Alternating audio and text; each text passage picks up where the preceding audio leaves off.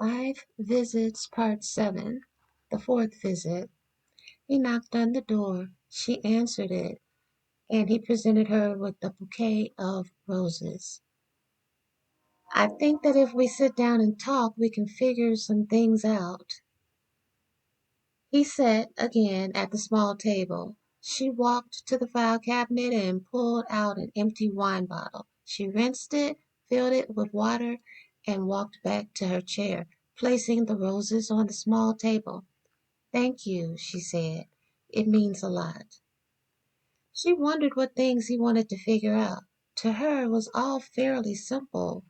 You're married. Sadly, case closed. But she had not forgotten him.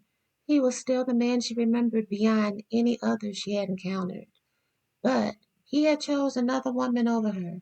It wasn't totally about ego, but that was a part of it.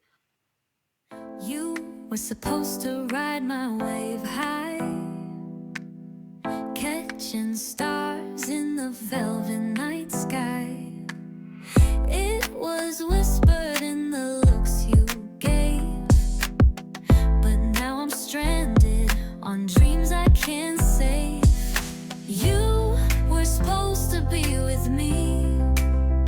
It was a deal that was implied, you see, even though words never anchor tight.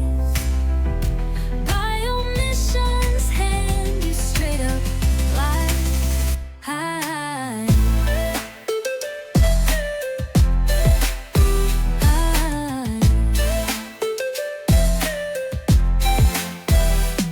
We had a rhythm, a silent song. How did it turn to where it went so wrong? Unscripted, yet you held the pen, rewriting futures like they'd start again. You were supposed to be with me. It was a deal that was implied, you see, even though words never anchor tight. By omissions, hand you straight up like high.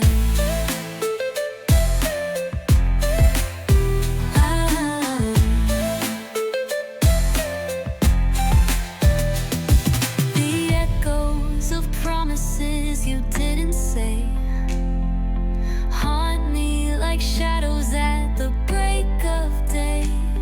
Your silence screamed it, deaf in my ear. Now truth's reflection is all I fear. You were supposed to be with me. It was a deal that was implied, you see, even though words never anchor tight. By omissions, hand you straight up like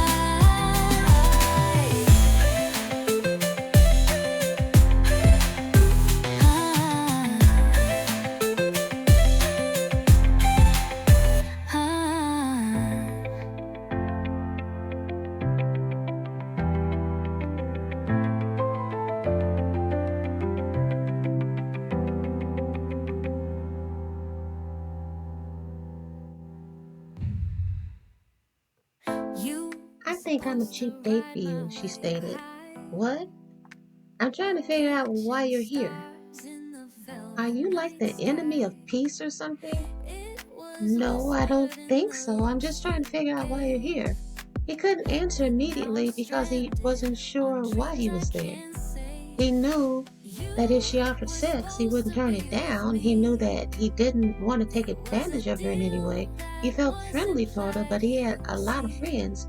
"Why am I here?" he questioned. He thought to himself. 3 weeks ago, he had seen her picture advertising this show and that she would be a part of it. He knew he had to go. He had gone 5 nights in a row to watch her before he had shown up at her dressing room door. He knew he wanted to know the why of their relationship, but he wondered, would that be enough? Am I bothering you? He asked.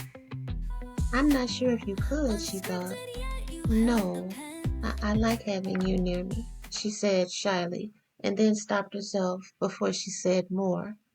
He told her about their classmates and their activities. They watched an old movie and played video games. They smiled and joked, and in the morning they looked out the window dreading the daylight. He stood up and she did also. They wanted to embrace, each one feeling a kind of magnetism, a draw toward each other, but each assessing that maybe this wasn't the right time or place. He kissed her on the forehead and walked out the door.